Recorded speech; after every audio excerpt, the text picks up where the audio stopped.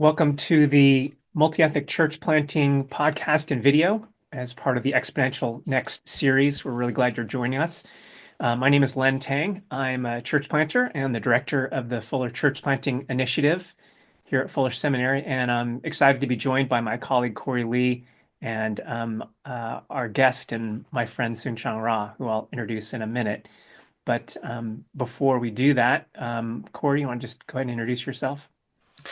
Sure.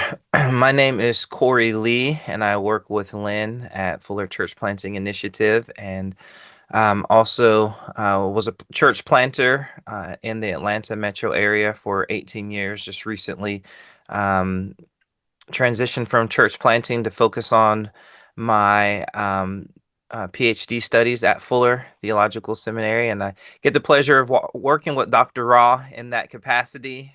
So this is pretty exciting to be in this conversation. I've also had a chance to TA with him in one of the classes you teach, Witness and Justice. So I'm really excited about this conversation. Look forward to all the insight we're going to gain from this. I think it's particularly relevant to the work we've been working on, Lynn, with training diverse planters and, how do we address evangelism issues amongst planters of color. So really excited about it. Yeah, great. Well, in this whole series on multi-ethnic church planting, we're really centering the voices of people of color and hope that that will be really encouraging for our brothers and sisters of color and very instructive and enlightening to our white brothers and sisters as we are reaching a rapidly diversifying country and world. So glad that you're joining us. Again, I'm really honored to have Soong-Chan Rah, who I consider a friend as well as a colleague and partner in ministry. Soong-Chan is the Robert Munger Professor of Evangelism here at Fuller Seminary, and he previously was the Professor of Church Growth and Evangelism at North Park Theological Seminary. Soong-Chan planted a multi-ethnic church, as we say, back before it was like the cool thing to do, right? In Boston, in 1996. He's an ordained pastor in Evangelical Covenant Church. He has degrees from Columbia, Gordon Conwell, Harvard. I mean, you all know him. He's authored and co-authored a bunch of books, including Many Colors, Prophetic Lament, The Next Evangelicalism, Healing Racial Trauma. Um, he speaks widely on the topic of the witness of the church, cross-cultural ministry, racial and social justice. So it's hard to think of someone better to have this conversation in our multi-ethnic church planting track on integrating evangelism and justice. So super happy to have you, Soong-Chan. Um, Be here. Thanks for having me on. yeah. Well, maybe we'll just start kind of with your own history of Sure. planting in Boston and the relationships that you had, particularly with Black pastors in the area, and just kind of how that all emerged. Yeah, so my background actually is that I was kind of steeped in the both the Korean church in Korea and the Korean immigrant church. I talk about my family history, which is kind of three generations of Christian revival experienced. First by my grandparents, who were part of the Pyongyang revivals, which was a massive conversion revival back in the early part of the 1900s. It was on par with the Great Awakening, Welsh revivals. It's not talked about much because it was in Korea, but my grandparents were young adult leaders at the Pyongyang revivals, which was a significant moment in Korea's church history. And then after the war, my parents met at a church in Seoul Baptist Church. So they were part of a Presbyterian church, my dad's family. And then when they came to South Korea, they ended up joining the Baptist Church. And my mom's family moved from the southern part of Korea and met in Seoul.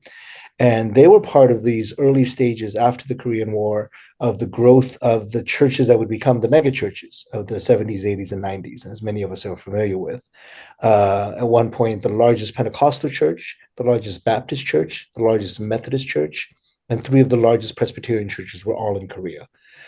This was kind of the culmination of one generation earlier. There was this incredible spiritual revival that in a sense, indigenized and brought Christian faith to a higher level. And then one generation later, you see this massive revival in Seoul, and again these mega churches. It's believed that Full Gospel Church at one point had 1 million members. I mean, chew on that for a little bit. You know, just they had like 10 services, 100,000 people each. It's just an Wow. unbelievable experience.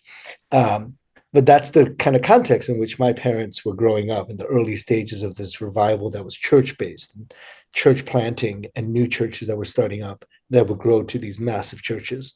Then they moved to the US in the 70s as part of that first stage of immigrants from Korea. And those communities planted churches in the US, and we were part of that storyline. The number is that in 1970, there were about 75 Korean churches. By 1990, there were 2,000. So we're talking about incredible wave of church plants. Yeah. Yeah, that's massive number of church plants. And of course, it's because of the wave of immigrants. But my research was showing that the growth of the church in the US among Korean immigrants was actually significant percentage was conversion growth. 40% of those who were in churches in the 70s and 70s to 90s in the Korean immigrant churches were converts. So they were result of evangelistic efforts. And the number was about by 1990, about 75% of the Korean immigrant community was actively involved in churches. Massive, massive conversion. I write that that is the second most significant revival in US history. The first is actually not the Great Awakening, which everybody says, oh, the first must be, nope, that's third place. The first most significant revival and conversion and evangelistic success was the conversion of African Americans after the Civil War. And with emancipation, the freedom that African Americans had to start churches and join churches and profess their faith. It's anywhere from 85 to 90% of African Americans had some kind of profession of faith or commitment to a church right after the Emancipation Proclamation. So that is easily the most significant revival. And again, it was church-based. It was rooted in starting churches. These communities would eventually start churches in places like Chicago and Detroit. So I've had the real privilege of being involved in kind of 3 generations of church-based revival. The revival in Pyongyang, the growth of the church in Seoul, and then again, the second greatest evangelistic effort in the US with the growth of the immigrant, specifically the Korean immigrant church. And to me, it was kind of natural then, like, what do I want to invest my future in? And for my kids, what do I want to see kind of that next generation be a part of what revival evangelism looks like for that next generation of, as I've lived through, where I have this family history of 3 generations of it. And I said, well, it's the multi-ethnic church. It's the diversity. It's the Revelation chapter 7-9 picture of the kingdom of God. So for me, the story doesn't begin when I planted the church in 1996. The story goes back 3 generations to my grandparents, to my parents' generation, to my generation, and really wanting to start a church that was going to be the center of evangelism, renewal, revival for the next generation, the multi-ethnic communities. So that's my storyline. The church that sponsored my church plant was a Korean immigrant church. I was a part of that church plant back in the early 90s. It was a church plant that was started to reach Korean immigrant families and communities. The church had both a Korean and English service. I was part of the English ministry. But then the church said, hey, would you be interested in church planting? And I said, sure, I would love to. But I said, I want this church to look different. We won't be a Korean church. We won't be an immigrant church. We'll be a multi-ethnic church. And we will draw immigrants, but it'll be from all the different races, cultures, nationalities of the world. So it's interesting because my old church that planted us was following the homogenization principle. They had grown to a megachurch status, several thousand members, had their own building. They were financially more stable. They were an immigrant church that had very committed members who were giving generously and also serving very faithfully at the church. So the church was successful. The church that I had helped to be a part of in 1991, by 1996, they were a megachurch within 5 years. And that church did very well. And they were looking to church plant. But I said, I'm not going to duplicate what you had done previously, because it follows the homogenization principle. It was immigrant church based. And they were very gracious and said, we will support your efforts to plant a multi-ethnic urban based church in Boston. So the financial support for the first 3 years actually came from this Korean American immigrant church in the DC area. And then they were the support that allowed us to have the financial early kind of support. I mean, it wasn't much, but it was still better than nothing. And to have that support from a Korean immigrant church to plant actually at that time was one of the first multi-ethnic churches in the US, or earlier church plants of the multi-ethnic churches. I was just going to say that's kind of unusual, right? A lot of times immigrant churches struggle. They really want to hold on to their folks rather than send them out. What do you think was the different dynamic that was at play there? Well, one, I think it helped that I was in a different city. So I wasn't going to steal church members Uh-huh. from that church and start Yeah. another church down the street. Obviously, that's always anxiety producing for Hmm. church sending churches as, oh no, we're going to lose half our church to the church plant. And sometimes church splits do happen because of church plants. And so Hmm. there's kind of a nervousness around that.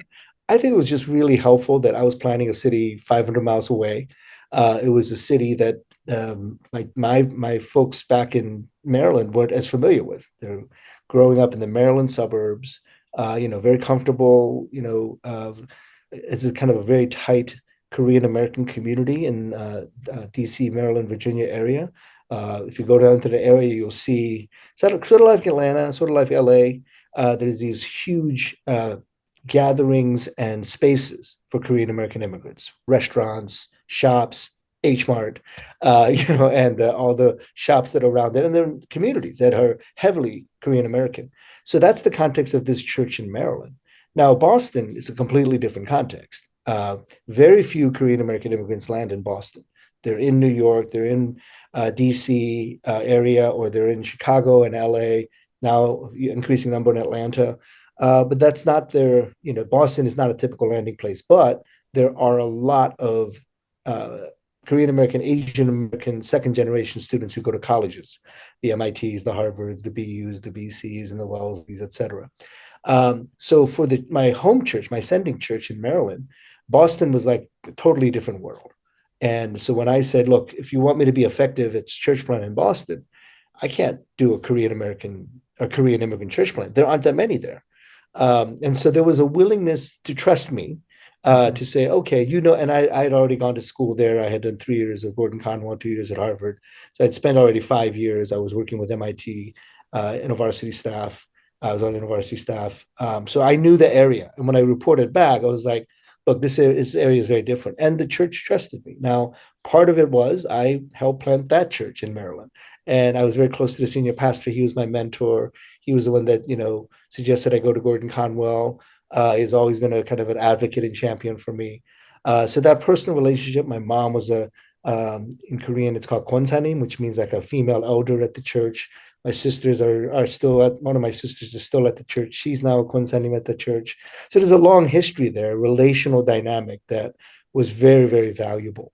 And so when it came time to church plant, and I was very honest about, look, this is not going to look like, part two of the church plant in Maryland. I think there was a little bit of like hesitation. Okay, you don't know what to do here, but there was a high level of trust over the relationship that I had built. And because it was high risk. I mean, you got to remember back in the 90s, multi-ethnic churches now, in Boston, especially you throw a rock and you're going to hit a multi-ethnic church. Back then, that wasn't the case. At that time in the city of Boston, I think there were a total of 2 multi-ethnic churches, one by accident, one by intention. The one by intention was actually black-white. There was a racial reconciliation black-white church. And the other was kind of happened to be in a neighborhood, and then the church got integrated. But we're talking about hundreds of churches, and only 2 were actually what we would call multi-ethnic integrated churches. And it was fresh ground, but most were really either they didn't know, they had no context for it, because again, back in the 90s, what was the dominant form of church planting? Homogeneous principle. Birds of a feather flock together, homophily principle comes out of Fuller, actually, some of the stuff that came out of Fuller, saying if you want to grow a church, and this was the moment, we want to grow churches, hyper-capitalistic model, we want to grow churches, and how do we grow churches? Homogeneous principle. Birds of a feather flock together. If you want to grow a church in Irvine, then you got to get white middle class suburbanites together. You want to grow a church in uh, what South Barrington. These aren't specific churches, by the way. These are just random cities. South Barrington. Then you're going to have to meet, Saddleback Sam, and there was a very strong push towards the homogeneous unit principle, and that was dominating church growth and evangelism approaches in the 70s, 80s, well into the 90s, and even into 2000. Even now, you still see a lot of that influence. So this was way outside of the box. This was not, people were not talking about multi-ethnic churches in the 90s, not yet anyway. It was starting to get some momentum. So my sending church was very gracious. I was one of the original church planning team. I had a good relationship with the senior pastor. My family member still there. So there was a trust that developed. Mm-hmm. But it was still a high risk church plant. We were trying to do something that was completely outside of the box, at least at that time. Again, now it's more normal, but back then it was very much something that was out of the blue. Yeah. Yeah. Great. You mentioned the homogeneous unit principle, and many people have noted how that really, it was kind of taken out of the missions context, right? That it was discovered and misappropriated, right, in a U.S. context, and that really, for a lot of people, really accelerated the segregation of the church, racially and otherwise.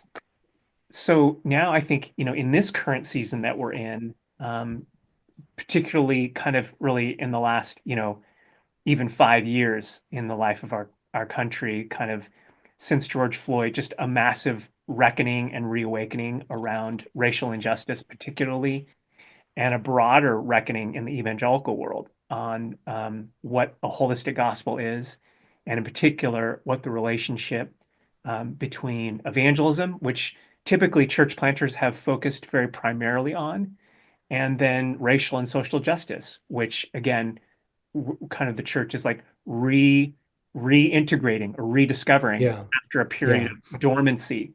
So tell us a little bit about that, that context. Yeah, I mean, the larger history is that for 1900 years, the church was always doing both and.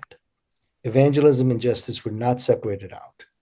You see this in Acts chapter 2. You see how the church grows because Peter preaches a sermon, but also because people care about each other, and when people are sick, they care for the poor and they share their resources with each other. That's justice. Rodney Stark talks about the growth of the early church for the first 300 years. And the growth was really situated in how the church cared for the poor, and especially the sick. When plagues would hit the cities, the churches were the ones that stayed and cared for the poor and for the sick and the dying. And as a result, many came to faith. So evangelism and justice have never been separated out. You see this throughout history, even in the US in the 19th century. You see how evangelism led to justice and vice versa, where the churches with the evangelistic fervor were the ones that were also abolitionists.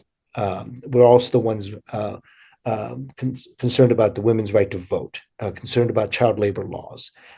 These were all part of the formula in the 19th century, where you saw evangelism and justice work side by side, hand in hand, flip sides of the same coin. That changes in the early part of the 20th century. And for most of the 20th century, even till now, there's been a bifurcation and separation out of evangelism and justice as different sides and kind of almost opposite ends, almost competing forces. Which again, for 1900 years of church history, that was not the case, but it's only in the last 100 years or so. Now, what I'm describing, though, is mostly in the white churches. The black churches never made that bifurcation. That's why you see in the civil rights movement, the leaders were pastors. Martin Luther King Jr., Ralph Abernathy. These are pastors who are, the Southern Christian Leadership Conference. These are pastors who are on the front. Churches are organizing around civil rights. But in the majority culture, in the white communities, there was this separation out of evangelism and justice. And there was this very strong push of, let's do evangelism first and maybe even only, and let's ignore justice. Meanwhile, the more mainline churches, the Protestant liberal churches, were doing more justice and less evangelism. So for about 100 years now, there's been this, I think, both a dysfunctional and an inaccurate and an inappropriate separation of the two. Now, when you think about the church growth movement, that's very much kind of hyper geared towards evangelism, right? They're saying we're going to grow the church through evangelism, not through justice, but these are like regional churches that are drawing people from all over. They don't care about the neighborhood because, you know, the neighborhood is a parking lot. The neighborhood is an off ramp. It's not really like care for the community. It's not a parish ministry. So these kind of mega churches that grew up in the 70s, 80s, and 90s, their concern was not justice or even compassion. Their concern was grow the church through evangelism, through conversion. And some of that, you know, a lot of that was successful, but it left out that piece of justice in that equation. I think the problem, though, is when we started shifting towards multi-ethnic churches, I think there were two strong reasons why we need a multi-ethnic church in the last 30 years. And reason number one is what you had alluded to already, which is the demographics of American society were changing. And we have been seeing over the last 30 years a counter prevailing trends. One trend is that the white church is in decline. The other church is that immigrant communities, ethnic communities are on the increase. And this is not just societal numbers, these are church numbers. In 2020, the number showed that 17% of the voting, this is voting now, 17% of the voting population were white evangelicals, 16% of the voting population were non-white evangelicals. So we were already almost at 50-50. I'm saying that probably now we're past that. That doesn't count non-voting population, right? And so because whites tend to vote in larger number than non-whites. So I would venture to say right now, numerically, non-white evangelicals outnumber white evangelicals. It's not an outrageous statement to make. It's probably, you know, it's a done deal. If it's not now, then in 5 years that's going to happen. So knowing that reality, people were beginning to prepare themselves. But the problem was they were preparing themselves using the metrics of this kind of homogeneous unit principle, mega church, seeker sensitive model, which is evangelism based, and trying to build churches. So multi-ethnic churches became the new church growth. It became the new mega church model. Churches that were dying or churches that were struggling were saying, well, how are we going to revive our church, grow our numbers back? Well, let's try this multi-ethnic thing because our neighborhood is changing. Now, I don't think that's bad in and of itself. I think it's a good thing to say, hey, we want to reach our community, reach our neighborhood's changing. But what it lost was it forgot that there's another part of this equation, that if you're going to do this evangelism only and look at it through just that lens, you're missing the second half of the reason why we need multi-ethnic churches, which is justice, right? So yes, you need evangelism to grow multi-ethnic churches, and multi-ethnic churches need evangelism, but you're ignoring the other half of the story, which is why are these communities separated in the first place? One of the statistics that Michael Everson puts out is that the level of segregation in evangelical churches in 2004, I believe, is when he did the study, was about 80 to 90% segregated. And he said the only other time you had that level of 94% segregated. The churches in the US were 94% segregated. He said the only other time you had that successful level of segregation was in the Deep South during Jim Crow laws. So we're talking about a level of segregation that was injustice, first of all, because there's great injustice when you have that level of segregation in education, in opportunity, in economics, all of that. But that was being ignored and saying, oh, no, we just have to evangelize. We have to get Black Christians into our church. Not even evangelism. It's just kind of, at that point, it's just transfer growth. Let's get more Latino Christians into our church. Let's get more Asian Christians into our church. And that did work. These churches did grow. But because they were not understanding the second half of the story, which is, well, why is there such extreme segregation? Well, because white evangelicals didn't side with Black churches in the civil rights movement. White evangelicals were not involved in the issues of justice. White evangelicals, vacated that space and we're okay with internment, and we're okay with Jim Crow laws, and we're okay with build the wall and all this rhetoric that's kind of anti non-white bodies in the U.S. So yeah, you're doing the evangelism part, which will grow the church up to a certain point. But if you're not doing the justice part of multi-ethnic ministry, then you're going to end up with the same problems that the megachurches had, which is growth without depth, growth without theological depth, growth without really thinking about, well, what is the deeper issue that could break this church apart. And again, you're seeing that now where these churches that try this colorblind, oh yeah, all we need is do evangelism, bring people into our church. Um, they're fraying at the seams, and they're finding people leaving, especially after the three most recent elections. You saw people of color leaving in large numbers because they realize that some of their values, like justice and racial reconciliation, are not being honored because they're so focused on evangelism or growth. Yeah. Hmm. That's so good, and I think that leads into this next question about kind of the poor methods of evangelism and how that has impacted, people of color. And so because of the ways evangelism has been done poorly, how can planters still do evangelism and include verbal proclamation and calling people to saving faith in Jesus Christ, given this poor history of Yeah. evangelism? Yeah, I mean, one is breaking away from what I think are, and I write this in Next Evangelicalism, the hyper individualistic, capitalistic models of evangelism, and racist too. By the way, that's all in there. But let's focus on the first two: the hyper individualistic model of evangelism, and that's tied in with the capitalism, right? Because you think about it as like, what were the values of the church that we were sucked into, and I say it's ABCs of church growth: attendance, building, and cash, right? And those are all quantifiable, capitalist minded type of approaches. Um, and so, don't worry about, if your neighbors don't want a parking lot and your neighbors are upset about how much noise and traffic is in your church.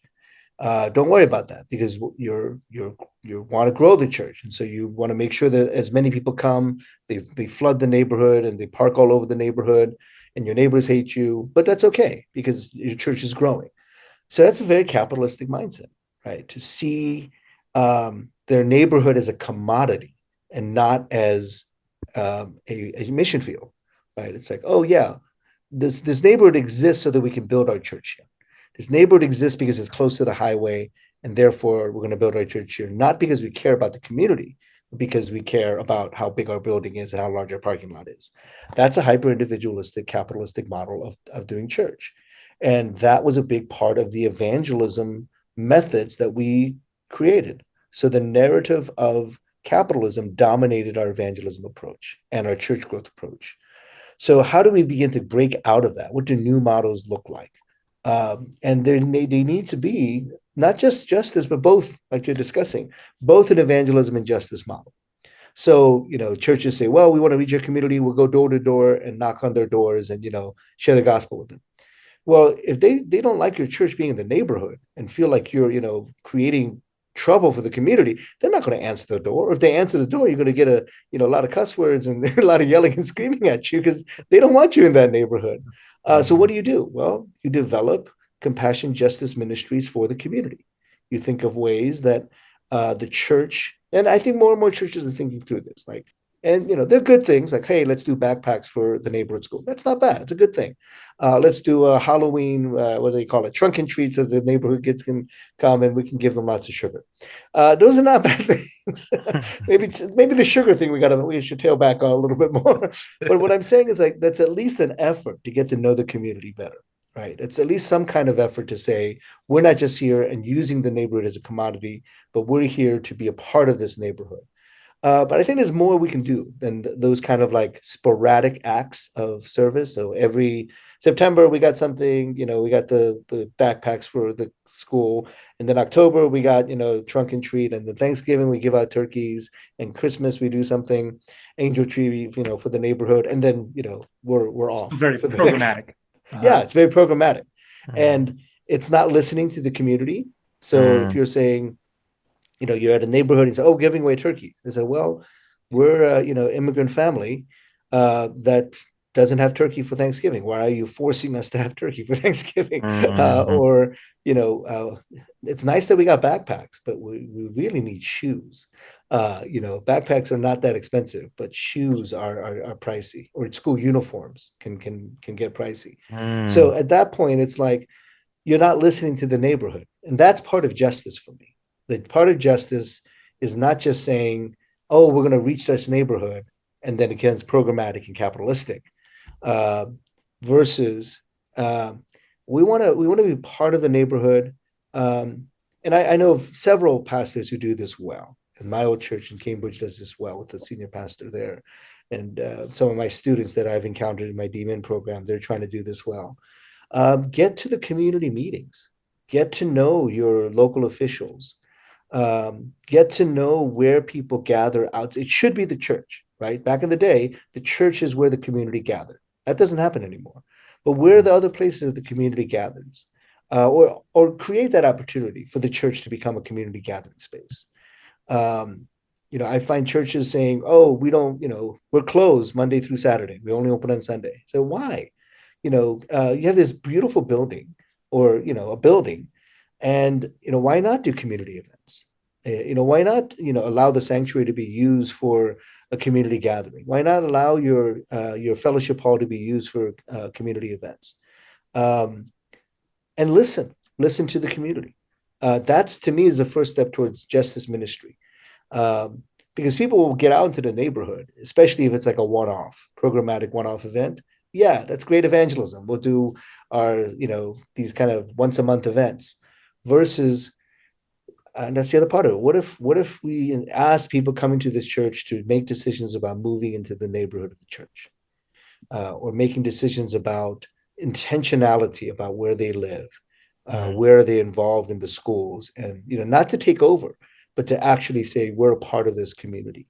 Um, and that's a cost for many, because again, the model previously is build a nice building, and it doesn't matter where that is, right? As long as it's near a highway, as long as it's an off ramp, people drive 30 minutes to an hour to get to the church, because it doesn't matter where that church is.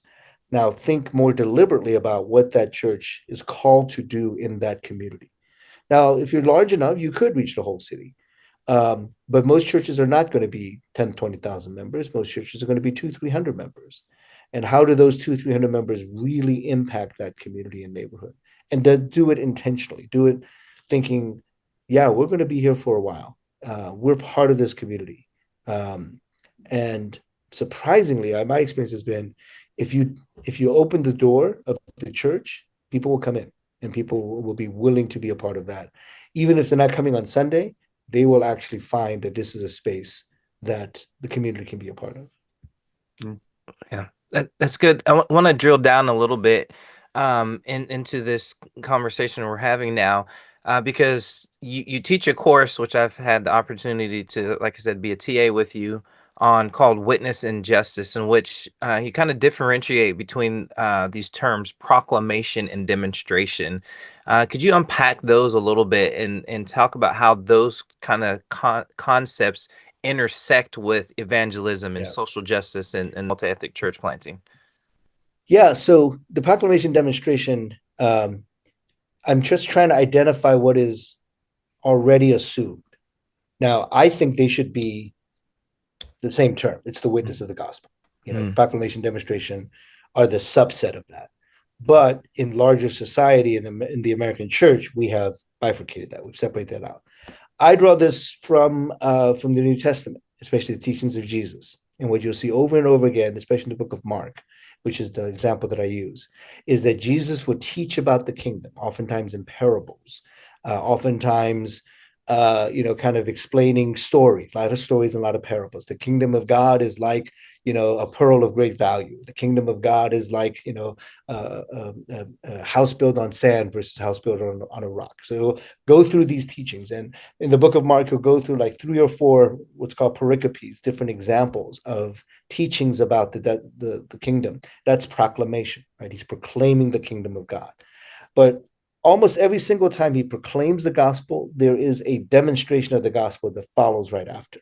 So, for example, he'll in chapter 4 and chapter 8, he'll go through these kind of proclamation of this is what the kingdom of his God is. I'm teaching it like we do in the church. We teach about the scripture, but then at the end of it, he calms the seas, and they're in a boat, and then the disciples are like, "Who is this?" Well, he's the Son of God. He's the King. He's the King of the kingdom, and so um, he proclaims the gospel, but he also demonstrates the gospel. Does the same thing. He's on the Sermon on the Mount. He's preaching and proclaims the gospel, says the good news. But what happens right after? He feeds the 5,000. He feeds the hungry. And you see this pattern throughout the Gospels, and then you again see it in the book of Acts, where Peter proclaims the gospel, but the people of God share and demonstrate the gospel by sharing all that they have. They sell their possessions and give to the poor. It's a both and. And in Acts chapter 2, for example, you will see that the growth of the church is based upon both of those things, not just one of those things. And the church in the 20th and 21st century, what we did was we put 99% of our eggs in the basket of proclamation and ignored the demonstration of the gospel. So all throughout the scripture, Jesus would do a teaching, and then the demonstration could be signs and wonders. He heals people. He demonstrates the kingdom. He shows the kingdom. So that's the part that got lost somewhere. And in our teaching, we lost that somewhere, where we are, of course, supposed to proclaim the gospel and teach it well and say what the good news is. But part of the good news, as we see in Isaiah, how lovely on the feet of him who brings good news, announcing peace, proclaiming news of happiness, proclaiming, but what's the proclamation? Our God reigns.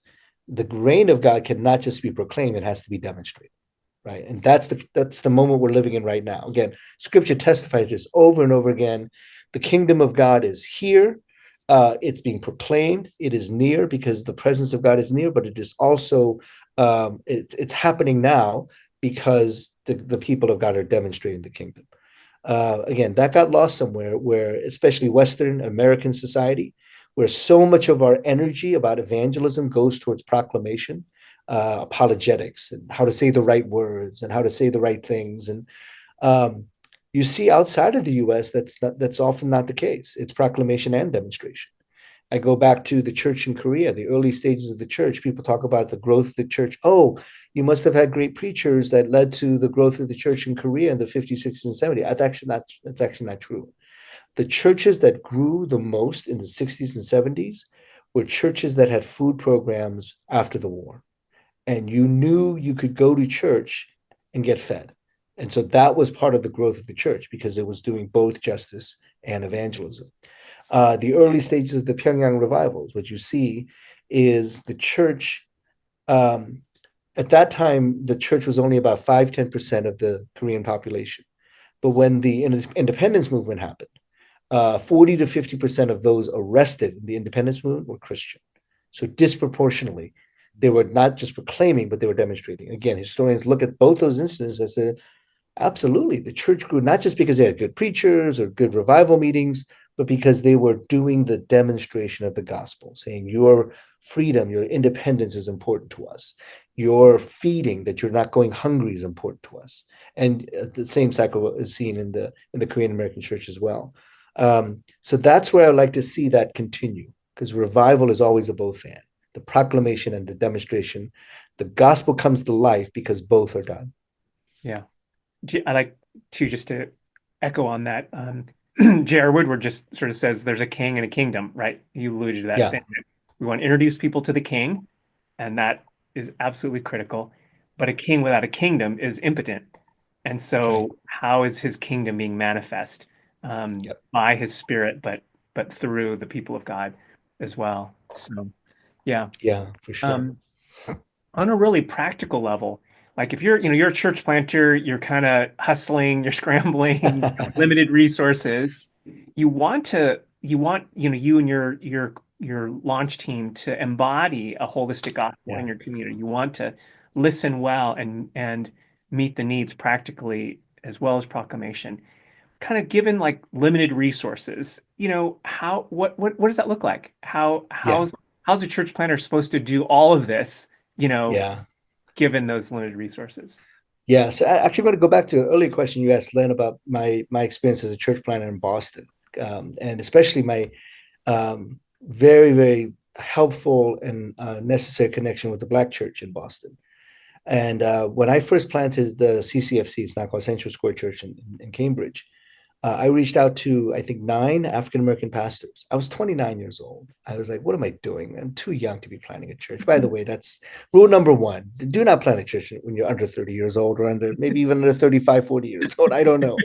I didn't know what I was doing. I'm just this punk kid, just graduated from grad school. And I'm trying to plant a church and in the inner city and a multi-ethnic church. All of the stuff that's like, okay, this is completely outside of the box. What am I doing? So I said, I need mentors. And my main mentor was my pastor in Maryland. So that's a little too far. So I went to 9 different African-American pastors and I said, would you mentor me? 8 of them said yes, and 8 of them followed up. And they would call me randomly out of the blue and say, hey, it's time for you to have lunch with me and we're going to talk and I'm going to pray. You're on my list of prayer. What can I pray for you this week? I would not have survived as a church planting pastor without these mentors. But what they also did was, like, these were pastors, and 5 of them were in Cambridge, and the others were around the city of Boston itself. And I was planting in Cambridge. And of the 5 that were in Cambridge, 3 of them, their fathers had planted the church, and they had taken over churches that their fathers had planted. So we're talking about multi-generations in Cambridge. And 2 of them were Caribbean, who had come with the Caribbean migration, and then planted this church, and they became more broadly African-American, but in the early stages, they were Caribbean immigrant churches. So to be able to sit with Bishop Green, who was about 5-10 years older than me, and know that his dad, Herman Green, had planted the church, and Bishop Green, had grown the church, but, and he had lived all his life in Cambridge.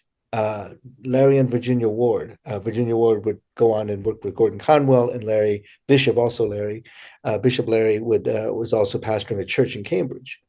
And if you've ever met Virginia, they have the thickest Boston accents you are ever going to hear. They grew up in Boston when you talk to them. Yeah, they've never met an R they can pronounce. It's wonderful how thick their Boston accent is. They're Bostonians through and through. And it's great because, then I'm tapping into that story and history. I'm not a newcomer anymore because I have these friends and brothers and sisters in Christ who are, Lorraine Thornhill, same thing. Her father had planted the church. And, these were individuals who were deeply steeped in the community and who I built a relationship with. And the other person was Ray and Gloria Hammond, who was Ray was doing some incredible work with the Boston 10-Point Coalition. And he just so graciously took me under his wing and mentored me. And, Ray and Gloria are like the deans of the Black church in Boston. They still are. They're retiring this year, but, we're talking about one of the most thoughtful, ironic, gracious, and yet firebrand pastors in all of Boston. And I went to them and said, need your help. And they were so gracious and just offered that. And it was through Ray, he kind of triaged for me, if I can put it that in those terms. And same thing with Larry and Bishop Brian as well, saying these are the things that you can do. These are the things you might not need to do. Right. And so Ray brought me into the 10-Point Coalition. And when he called and said, hey, do you want to be a part of this? I knew that was a good thing to do. So Ray called me and said, hey, we're going to do this drive around program where we're going to deal with at-risk youth. And would you be willing to, come with a group of us with police officers to drive around and visit at-risk youth? And I was like, do I have time for that? I don't, but you know what? Ray just asked me to do it, so I'm going to do it. And that's what good mentors are. There's a situation with Eugene Rivers, who he grafted you onto the historic church. Exactly. I was like, why do I get a call like this? How did I get so blessed? Eugene Rivers was doing a lot of work with gang intervention, and he calls me one day. And again, I developed relationships. I had spent time with them. They took me out to lunch, and I would go to all the 10-Point meetings. And Gene calls me and says, we just had a situation at a local high school where a Vietnamese gang brought swords to the dance. And he was like, I know how to deal with guns and drive-bys. I don't know what to do with swords hidden in pants. So he said, well, can you help? And I said, that I'm not Vietnamese, right? And he was like, I know, but you're the only Asian I know, so close enough. So we actually started doing some stuff together about like what that would look like, gang intervention and all that kind of stuff. And but that came out of relationship, and that came out of like, oh, there was a trust that developed. First, trust on my end to say these are going to be mentors in my life. So Ray and Gloria dedicated my daughter. Bill and Polly Amunu McCoy dedicated my son. So the image of handing our child over to two African American pastors, and they're the husband and wife, both of them, for my daughter, and they're two separate pastors. But and then they're kind of holding our child, and it's like, wow, I think I don't have to preach ever again about racial justice or racial reconciliation, because there's a visual of this right in front. And so those are the kind of things that I think, and it comes from relationships, comes from saying that's my priority. And to this day, Bill and Polly are two of my closest friends, and whenever I need to call someone, Ray and Larry and Brian, they're there. I can pick up the phone and text them and say, hey, can you pray for me? And they'll do it, and same and vice versa as well. But those are the places. They're the ones that said, yeah, do you want to prioritize this versus do you want to prioritize this? And Ray especially, because he's so tied into Boston, and he knew what was going on. And so when he said, you need to be involved in this, I said, Ray, when do you want me to be there? That was a trust that had developed between the two of us as well, that I knew what he was doing was incredible work, and he would trust me to actually be a part of that. And oftentimes I'd be the only Asian in the room. But that was the kind of relationship that I built with some of these dear brothers and sisters. So, I mean, a lot of that goes to, I think one of the things that offended me later on after I planted the church were these random, I got to say it, there was the white Bible college graduates, 23 years old, who come in, oh, we're here to save you from all the evil that's happening in Boston. Cambridge is such an evil place, and, the churches are dying here. What you're saying that to my face right at my church, And so that's when I realized, okay, there's an ethos of like, again, capitalism, of like, we're going to take over the city. That language was really offensive to me, because I had learned from these African-American mentors, like we're getting tired of that. Like random people coming in, we're here to take over the city for the gospel. They're like, we've been here for 100+ years. we've been working on the streets for decades and centuries, and all of a sudden this mega white church shows up and they're going to fix everything. No, that's not how this works. And that's where, when it comes to justice, to know the story of your community. So I would run into random Boston area pastors, church planters at places like, I'll say it, Exponential. And they'll say, oh, I'm planting a church in Boston. Oh, great. Have you met Ray Hammond? He said, no. I said, I don't want to talk to you. You're not planning in Boston. You're planning somewhere, but it's not Boston if you have not yet met up with Ray Hammond. So yeah, go away. I'm exaggerating here, but you get the idea. It's like, don't just parachute into a community and say, oh, I feel called to Boston. I feel called to LA. Do your due diligence and make the rounds and know who are the gatekeepers and who are the bishops of that community. Because if you just kind of parachute in and say, oh yeah, I'm ready to take over the city, that's just arrogant. That's extreme hubris. Yeah. To be incarnate, like here in Advent, the word became flesh and moved into the neighborhood. So yeah. Moving into the neighborhood. And moving in doesn't mean taking over the whole neighborhood. Moving in means, you everything happens to you. Yeah. You're in there. Yeah. Good. Yeah. Well, there's these like couple questions that we kind of close each podcast with. Sure. One is, what advice would you give to a church planter of color who kind of wants to do this work? And what advice would you give to a network leader who's trying to encourage multi-ethnic church planting that's integrating evangelism and justice? Sure. Well, I tell this story often, that I've gone to so many church planting conferences and so many evangelism conferences. I mean, that's part of my job, to kind of see what's out there. And I say, you spend so much money, and probably this is not the best venue for me to tell the story, but you spend $500 for registration, $500 for airfare, $500 for 3 nights at the Hyatt, $500 for books. You spend $2,000 to many times learn something you should already know. If you're a church planner, you don't need a workshop to tell you be nice to strangers or you should know that already. You shouldn't have to go spend $2,000 to learn, be open to newcomers. Yeah, that's stuff you should have that knowledge base already. Same thing with evangelism. All these conferences that I go to, it's like they're kind of rehashing the same stuff over and over again. I think the main thing is, and I say this often, my church doesn't happen without the prayers of my mom, the grandmothers, the moms, the immigrant parents. And I talk about my mom's broken knees because she prayed so long and so hard for her children and her grandchildren that her knees cracked open because she prayed so long on her knees. Wow. And when my mom passed, I actually felt the spiritual energy like wane, like lessen. Thankfully, my sisters are, they're older and they're now in their 60s and they've become kind of spiritual warriors on my behalf as well. So to have like older people, it's got to be older people, and especially the moms and the grandmothers who are praying for you. That's the number one, that's the secret sauce. Now, most people would say, no, can you give me, 5 steps to grow your church, 2 things to, three hints on how to preach better. I could, I'll charge you for it. But yes, I could teach you those things. But at the end of the day, I'm going to say, find a group of prayer warriors, the moms and the grandmoms and parents and dads as well.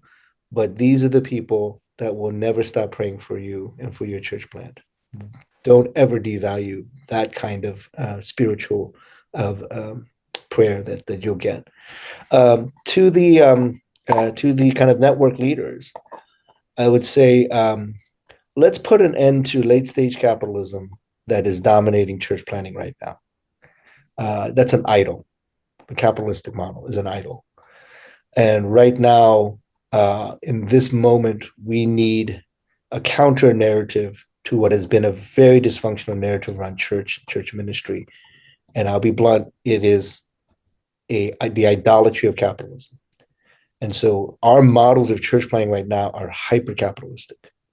X amount of dollars, X number of people, X number of givers, et cetera, et cetera. And what we've ended up with is, it's very similar to what happens in larger society, where early stage capitalism required that the means of production was connected to the laborer, right? So the workers, the who are actually making stuff, the cars and the produce, they mattered the most. What you see is with the development over time of late stage capitalism is that the shareholders matter more than the workers, right? And the shareholders are the stockholders and the investors.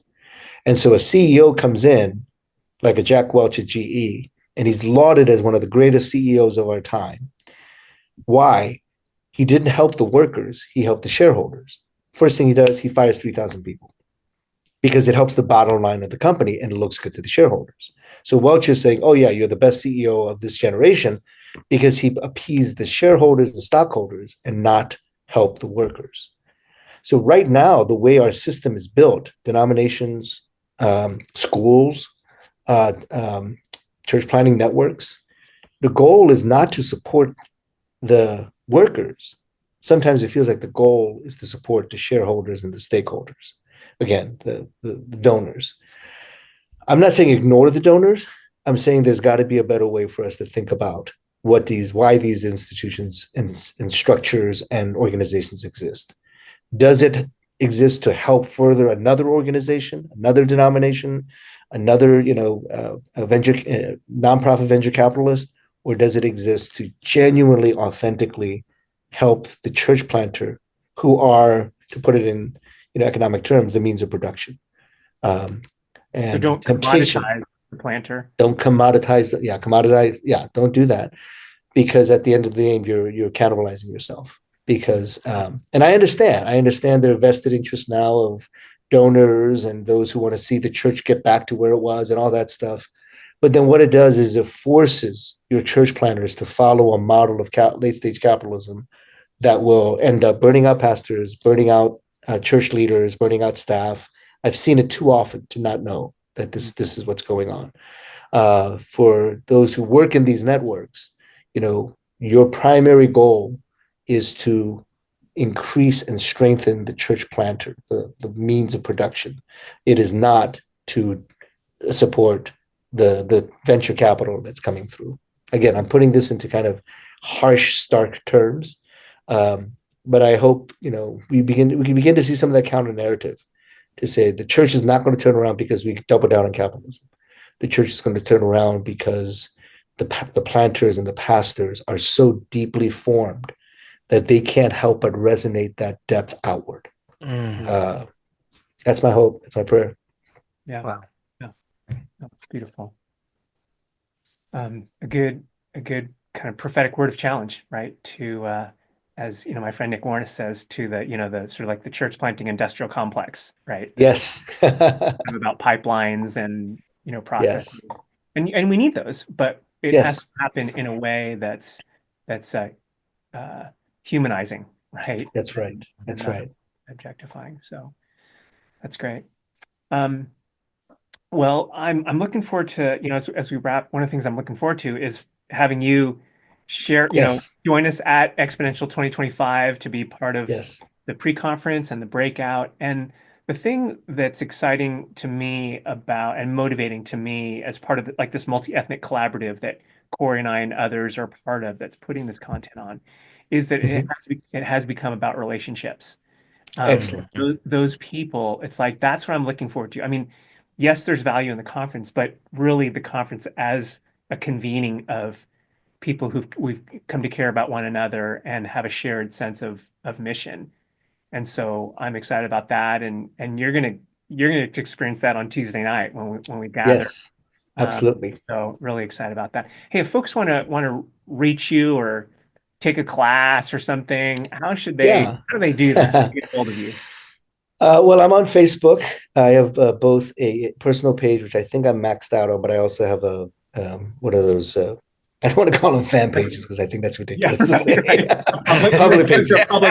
You're like a public figure or whatever. Yeah, a public page. And I'm trying to post more on Instagram. I actually have a lot of followers on Twitter, but I've given up on Twitter. I just refuse. Just like I refuse to ever buy a Tesla. I'm never going to be back on Twitter again. So my value system is coming through there. So yeah, those are the places. You can reach me through the Fuller email, srah@fuller.edu if you have questions about classes and the like. But I would love to see folks because our classes are online. You can take them pretty much anywhere. So yeah, I would love to have folks kind of chime in on these classes. Yeah, great. Corey, anything else before we wrap up? No, I was excited to just sit and listen. Coming from a Black church context, we like to hear the stories. And as you were going and recounting the history and sharing the intergenerational dynamic of your personal calling, I think that just resonated with me so much. And even the stories you talked about, those, connecting with those Black pastors as mentors. Even in the work, I'm doing my own research with reimagining the missional ecclesiology of the Black church. How do we have more stories like what you just described? Yeah. How do Black people empower other people of color around them for the glory of God? And so it's just a wealth of knowledge. Just love gleaning from your experience. So thank you for taking time to share with us. Yeah. Thank you. Yeah, thanks, Soong-Chan. It's always learn a lot and just appreciate the both the kind of the heart and conviction that you bring to the work of ministry. So thank you. Appreciate it. Yeah, great.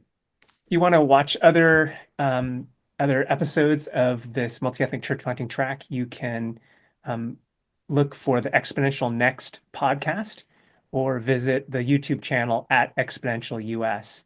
If you want to learn more about the multi-ethnic collaborative that Corey and I and others are part of, you can visit churchplanting.fuller.edu/multiethnic. again, thanks so much for joining us, and blessings on your church planting journey.